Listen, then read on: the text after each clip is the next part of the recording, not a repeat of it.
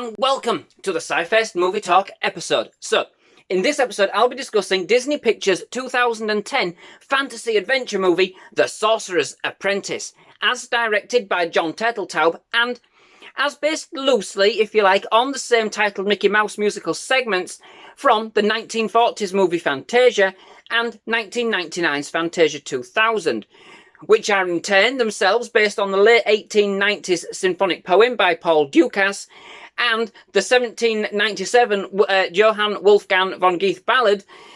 But mostly, yes, after that mouthful, the film is kind of derived from the Disney take on these elements, as seen in, of course, the two Fantasia movies.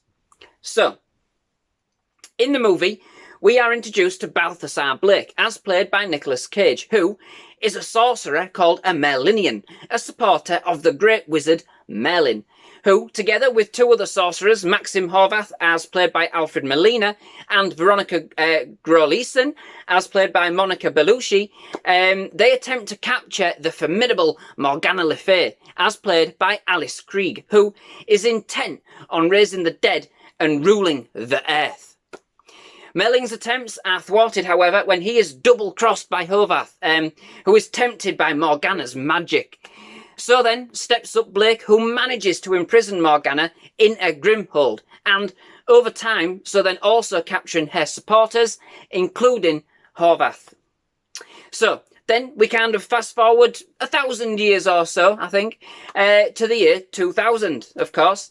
Everything goes on in the year 2000, and Blake is then on the search to find Merlin's successor, the person called the Prime Millennium, and finds an unsuspecting 9-year-old Dave Stutler, as played by Jake Cherry, who fits the bill. Unfortunately, Blake is sucked into an enchanted vase along with Horvath for another 10 years and has to wait once again to find Dave and the Grimhold before Horvath does, and ultimately releases Morgana once again on an unsuspecting world. So, Dave, now all grown up, as now played by Baruchel,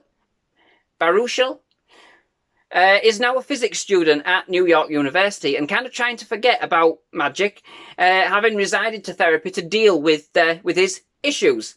However, Blake has kind of some other plans, and soon Dave finds himself as the Sorcerer's Apprentice, and in the middle of kind of this centuries-old battle between good and evil for the fate of all humanity, as well as learning that there are no shortcuts in the world of magic, especially when cleaning your lab. So, what can I say about this film? I mean, it has some very mixed reviews from other critics from what I've seen, to be quite fair. However, overall, admittedly, it's no Harry Potter, but if you want a magic fix and some good old honest fun, then I don't think you can really go too far wrong with this movie at all. And I really do thoroughly enjoy it for what it is. I mean, considering that the whole film is basically born from a segment in the two Fantasia movies, it is actually quite intriguing, and I think it really does work very well, especially since we are treated to a live-action rendition of that same element within the movie as part of Dave's misguided attempts to kind of cut a few corners with magic in order to get his lab spick and span during his training, and of course, to impress a girl, It all kind of goes a bit topsy-turvy, and let's just say that those pesky mops are at it again. It is actually quite a fun scene, all told, and it is really, really reminiscent of Mickey's turmoil with the aforementioned cleaning props, It is actually quite a contemporary take on the dusty old sorcerer's tale.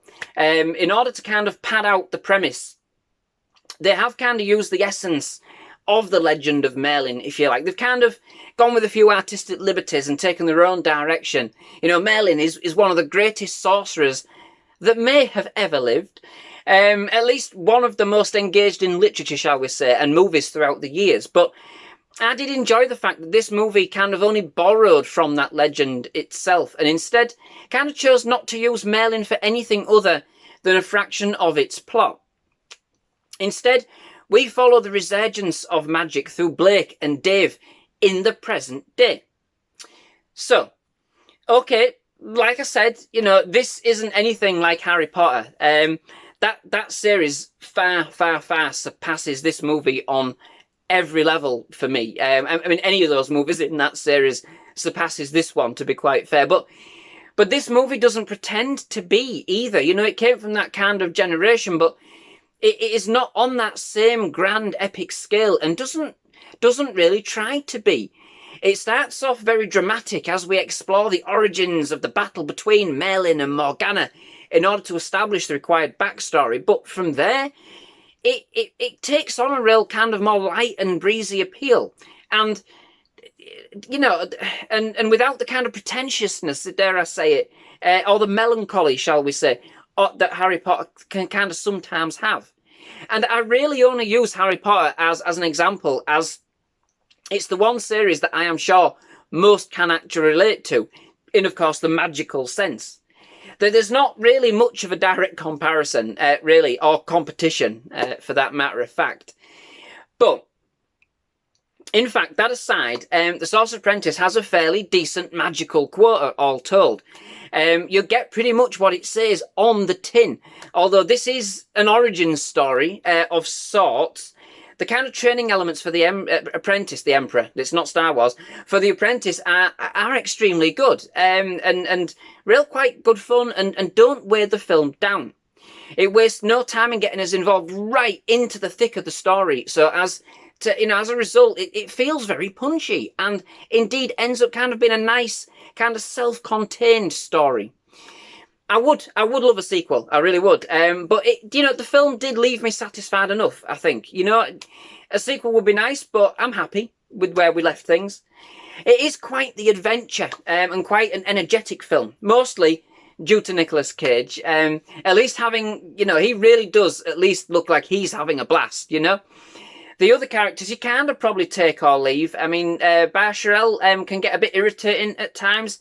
And Alfred Molina feels like he's just kind of playing it by the numbers. In contrast, a couple are severely underused, particularly Dave's roommate, Bennett Zuro, as played by Omar Benson Miller, who literally gets a walk-on part.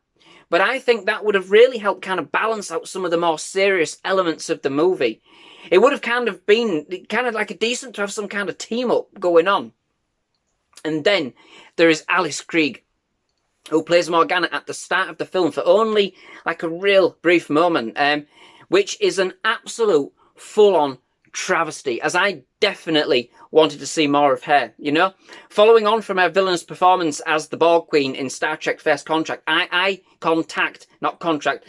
know she would have made a delectable Morgana throughout, and indeed her brief stint as the Sorceress is sinister. It is just a shame it was kind of limited to just that. But overall, I think it is a reasonable attempt by everybody involved to bring a charming tale to life in a wondrous way, which has ancient magic kind of meeting up with the modern world. And indeed, I actually like the fact that they boarded on the side of science with the claim that the magic, well, science and magic were kind of kin brothers, if you like. I mean, of course, the geek I am, the geek in me, but it was especially great to see a bit of science kind of being used to thwart an unsuspecting Morgana in the end, In fact, I must admit that the film does actually also make a mesmerising use of the song Secrets by One Republic, which is used superbly throughout the film, with quite a profound effect, I might add. And this is the geek in me as well. I like the song anyway, don't get me wrong, but there is just something so romantic about a bunch of Tesla coils playing in tune to the theme. Indeed, it was quite a romantic film at times, in a nerdy, geeky kind of way, I'm more of a Tesla man than I am a bunch of flowers man, I suppose. So overall, whilst this movie wasn't going to win any Oscars, and I appreciate that it is not going to be up everybody's street at all, as cheesy and as corny as it was sometimes, I still found it thoroughly entertaining indeed. The special effects were pretty decent. It was paced fairly well. And for those of you that like magic, like me, there is plenty of it. It has that kind of mysterious quality and any magical film should have. And whilst not raising any bar to any great kind of height, it was simply great fun to watch with a real kind of playful feel and an awesome homage to the original musical animation from which its premise is derived. So that brings me to the end of this episode. Many thanks for watching. If you like reviews, general movie discussions, and like to see more, please do hit that like button, hit that subscribe button. Again, more movie reviews, trailer reactions, and other movie-related content. Absolutely loved having you here at SciFirst MovieTalk, and definitely love to have you back. But most of all, just thank you very much for watching. Goodbye.